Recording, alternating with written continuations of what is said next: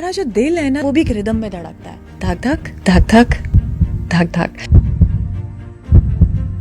सांस के जरिए आप अपने माइंड को कंट्रोल कर सकते हो। अच्छा, बेसिकली वो किस तरह से?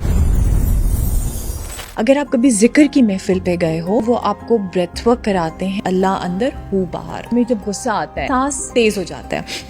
When you are in love, हमारी बॉडी ऑटोमेटिकली लंबे और बड़े गहरे सांस लेती है। ब्रीदिंग को मैनिपुलेट कैसे किया जा सकता है? इसके डिफरेंट पैटर्न्स हैं। आप हमें करके दिखाएंगे?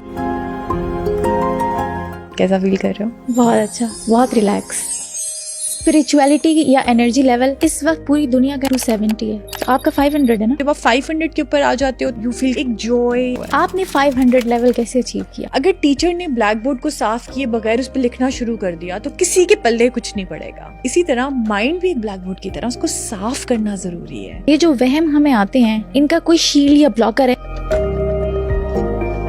सोसाइटी में इतनी नेगेटिविटी एंड मुनाफकत है, ऊपर से न्यूज़ चैनल की झूठी खबरें। हम ऐसा क्या करें, अपने अंदर क्या तब्दीलियां लेकर आएं कि खैर एंड भलाई हमारी तरफ अट्रैक्ट हो? हर कोई खुश रहने के लिए ही परेशान रहता है, ठीक है ना? तो हमने अपने आप को, इन सारी अपनी रूह को, अपने दिमाग को, अपनी बॉडी को, अपनी पूरी सराउंडिंग को हमने स्ट्रेस फ्री करना है। और स्ट्रेस फ्री करने के लिए हमने पुरसुकून होना है, और पुरसुकून होने के लिए हमने अपने आप को प्रेजेंट मोमेंट में लेकर आना है।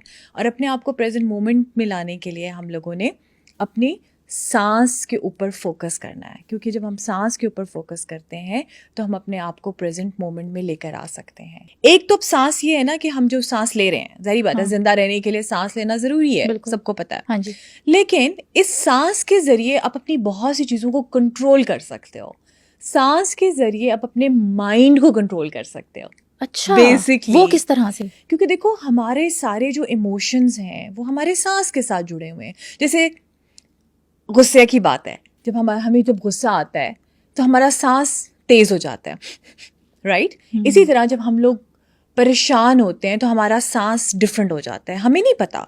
जैसे फॉर एग्जांपल मैं आपको बताऊं कि अगर जब आप होते हो in love, when you are in love, when you are happy, तो आपके चेहरे पे आ जाता है, ठीक है? हर कोई पूछेगा समीरा आज बड़ी खुश हो, है ना? आपके चेहरे पे चमक, आंखों में चमक, एक ग्लो आ जाता है चेहरे के ऊपर जब आप इन लव होते हो और जब आप खुश होते हो। इसी तरह जिस दिन आप परेशान होते हो, स्ट्रेस में होते हो, हर किसी को पता चल जाता है। हर कोई पूछेगा आज बड़ी परेशान लग रही हो, आज बड़ी खामोश आज बड़ी खामोश हुआ क्या? अगर चलो बोलोगे भी नहीं ना तो आपके चेहरे पे आ जाता है। हाँ। तो बेसिकली वो क्या होता है कि when you are happy, when you are in love, हमारी बॉडी ऑटोमेटिकली लंबे और बड़े गहरे सांस लेती है, उससे हमारा चेहरा खिल जाता है। और जब भी हम डिप्रेशन में होते हैं, आपको नहीं पता, क्योंकि बॉडी का सिस्टम है, सारे इमोशंस हमारे सांस के साथ जुड़े हुए हैं। हमारा सांस डिप्रेशन में छोटा हो जाता है, हम बिल्कुल सांस को छोटा कर, शैलो कर लेते हैं, और उससे क्या होता है, हमारे चेहरे के ऊपर वो चीज़ आ जाती है, ठीक है?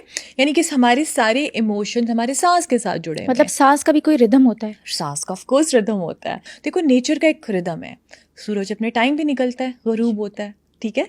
इसी तरह सीजन्स आते हैं, सीजन्स जाते हैं, राइट? हर चीज़ एक रिदम में चल रही है। ज़मीन का चक्कर, चांद का चक्कर, गैलेक्सीज, कितनी चीज़ें। उसी तरह हमारी बॉडी का भी एक रिदम होता है। हमें एक सर्टेन टाइम पे नींद आती है, एक सर्टेन टाइम पे हमें भूख लगती है, राइट? इसी तरह हमारी रूह का भी एक रिदम होता है, हमारी सोचों का भी एक रिदम होता है, हमारी फीलिंग्स का भी एक रिदम होता है। हमारा जो दिल है ना समीरा, वो भी एक रिदम में धड़कता है, धक धक धक धक धक धक। और इसीलिए जब उस रिदम से वो निकलता है हमारा दिल, तो डॉक्टर जब हमारा सबसे पहले क्या दिल को चेक करते हैं। जैसे हम कोई भी, हमें तबीयत ख़राब हो, हम डॉक्टर पे जाते हैं, कहते हैं आपकी तबीयत ख़राब है, क्यों? पहले वो आपके दिल का रिदम चेक करते हैं, क्योंकि जब हम उस रिदम से निकलते हैं तो क्या होता है, हमारी तबीयत ख़राब हो जाती है। तो हमने अपने आप को उस रिदम में लेकर आना है। वो सांस का रिदम भी है, वो हमारी रूह का रिदम भी है, वो हमारे इमोशंस का रिदम भी है, वो हमारी फीलिंग्स का रिदम भी है। तो वो हर चीज़ का जो एक रिदम है, जब हम नेचर की रिदम से निकलते हैं ना, वहीं से हमारी चीज़ों के अंदर प्रॉब्लम शुरू हो जाती है।